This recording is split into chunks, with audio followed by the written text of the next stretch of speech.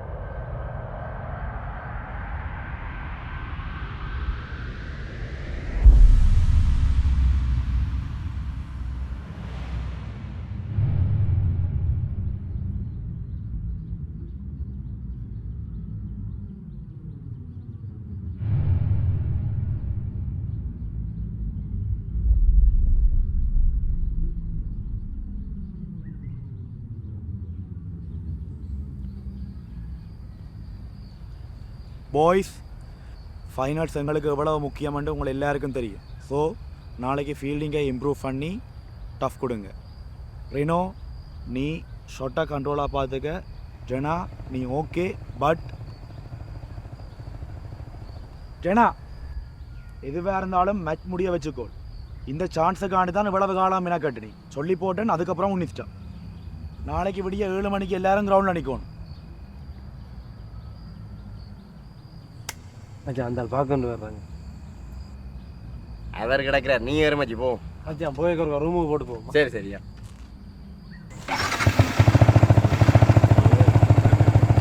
S.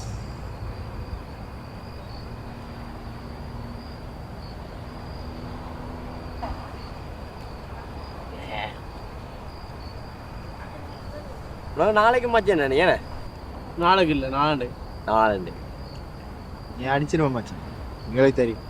குட்டி குட்டி அவன் அடிப்பான், எனக்கு தெரியும். அடுத்த மேட்ச் அவன் விளையாடுறான். மச்சான் அங்கே ரங்கினா தெரியும் தானே, அடிதான். அடுத்த மேட்ச் இருக்க விளையாட்டு பேர். நீ குடி மச்சான், நீ குடி. நீ மெச் அடிப்பா, எனக்கு தெரியும். இப்போ என்ஜாய் பண்ணுவோம், நீ குடி.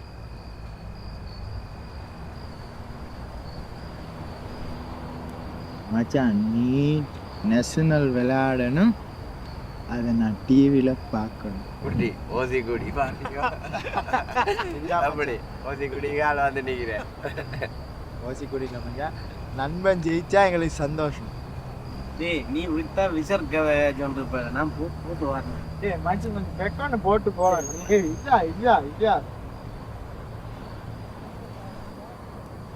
கண்ணதாசங்கார கூடி பேரை சொல்லி ஊத்தி கூடி இன்னும் கூடி மச்சான போல் பாட போயிட்டா.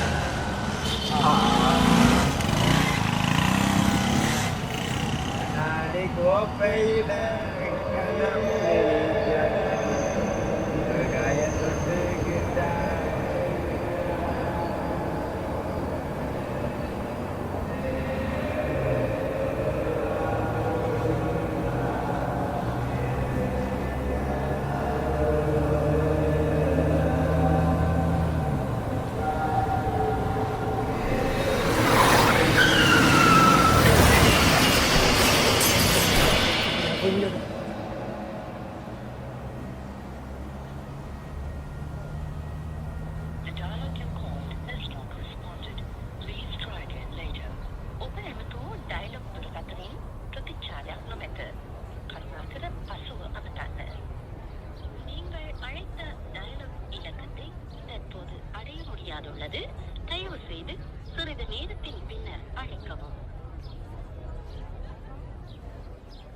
ரீனோ